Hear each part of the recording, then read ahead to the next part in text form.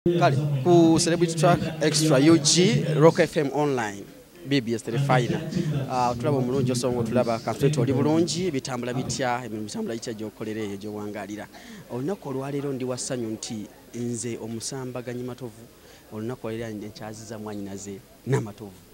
tugenda kwogera ku album empya ekwata ku buwangwa bwaffe nga gye buvudde kwawo aze ayimba enyimba ezikwata ku buwangwa bwaffe. This time afulumiza album bagiyita African Woman gye tugenda okwogerako oba omukyalo omufirika era bwe twogera ku mukyalo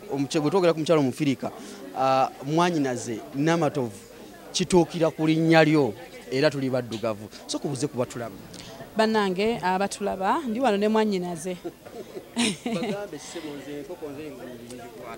mwanyinaze ono mwami Lutaya muka kyakubanja enkoko eri gye waleeta yaggwawo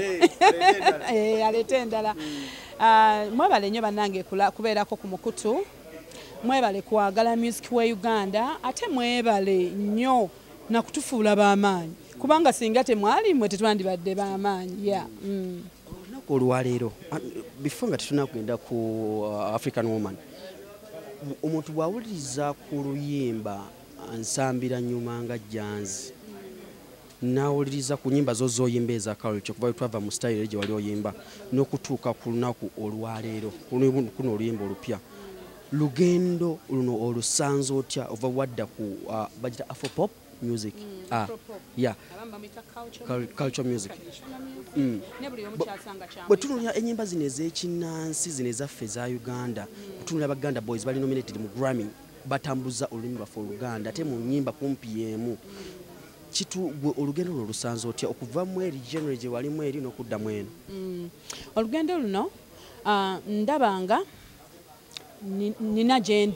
nina gyenva ate ne gye ŋŋenda ndabayo. Waliwo okubanga gy'ova weevumayo, nze nga Irene seevumayo, gyenva walina we wantuusa ate ne gye ndaga ndabayo mu style eno eya Afropop music. Nti we ŋŋambira nti nno gye ndaga ndabayo nti Afropop music nagenda mu international nominations ate nenzigyayo award. Kitegeeza nti ki nti yes we twafunye Afrima. Kitegeeza ki nti olugendo lwange luli clear lutambula yadde nti eno music mupya gyendi simuluddemu Afropop naye at least ndaba success mu music ono. Ekisookera ddala abantu kye batamanyi nti music ono gwogendamu Afropop otudda ku music video oteekamu nnyo okugjayo culture yaffe ng'abaddugavu. Expenses zino kyemanyi byemu kusomozebwa kw'osanze obisanga otya okukwata video okunoonya locations ezo okunoonya abantu banabeera mu video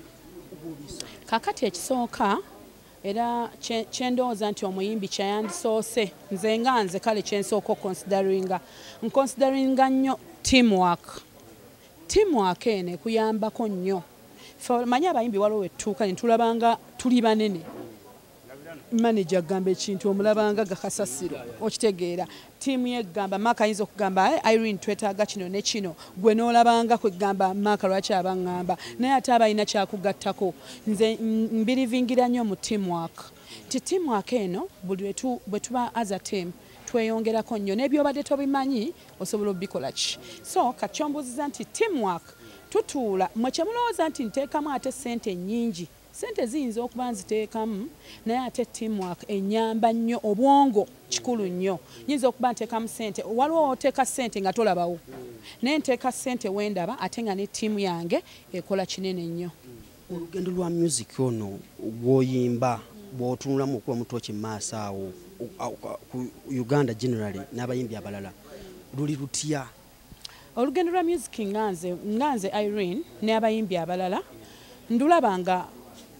si rubi tebibadde bibi. Ssaawa zino saagala kulimba abayimbi tufuna mu music era oli ajja kugamba nti sifuna music wange okuggyako omuyimbi nga toleese kirungi naye omuyimbi bw'oleeta ekintu ekirungi ekiriko ekitambula abantu kye baagala music omufunamu. Olugendo lwa music si rubi nti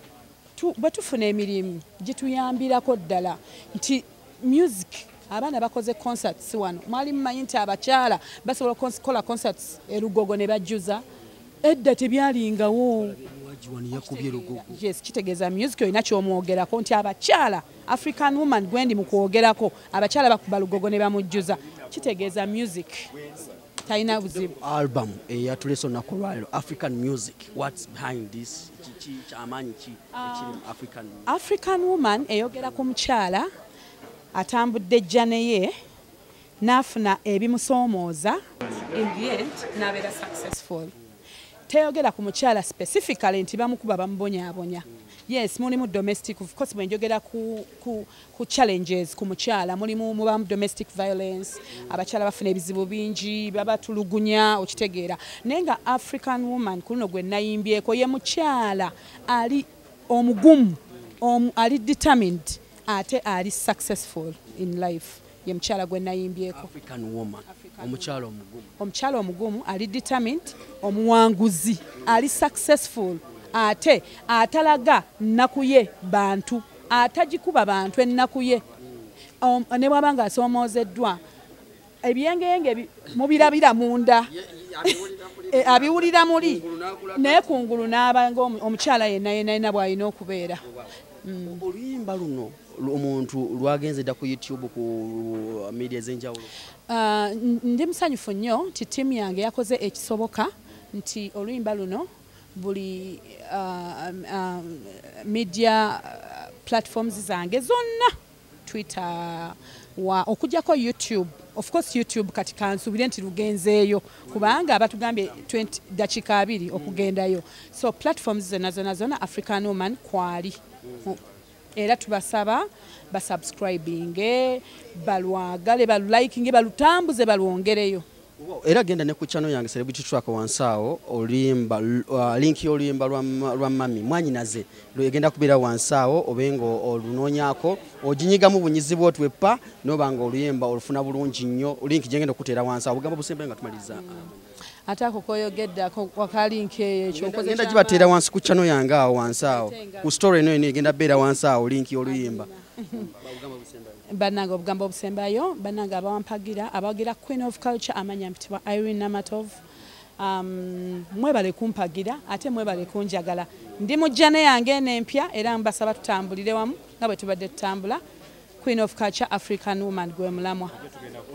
mwanyinaze era bwenti we mutadde kalinki kali awo wansaawo tapinga mugenda olaba oluyimba olwo nze Devotion Matovu olwakatonda n'ensi yange mbeere bulungi twesiimye nnyo okuba nti tuli mu maaso ga media houses ez'enjawulo social media platforms ez'enjawulo ku lwa maama Irene Namatovu ffe bizonto the singing fools ate nga tuli sexually dormant no doubt tuli wano ku lwa maama Irene nga unveiling ekipya African woman bw'okiwulira ng'ate oli mufirika ng'ate okimanyi mukyala ng'ataddeko African woman nga luyimba wansi n'ateekayo nti Queen of Culture ng'ate mumanyi abafirika tulina culture yaffe ez'enjawulo kitegeeza nti kinene ajja kuba atoolangamu katono nga bw'atuwa tweyanziza nnyo maama Irene lwaki tuli wano naffe tuli wano kubanga ne mami Irene ali naffe mu concert yaffe gye twatumye ekitambiro mu city tugenda kubeera naye ennaku z'omwezi 11 erugogo Women Purpose Hall ne 12 emukono mu Summer Gardens ne 13 ekasangati mu Afro kitegeeza nti omuntu atambula naawe otambula naye scratch my back and I do what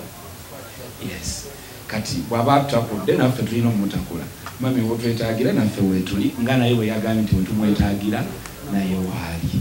tubeyanziza nnyo mami tweyanziza wish you success ate era already oli mu success kati yeyongereko paka tweyanziza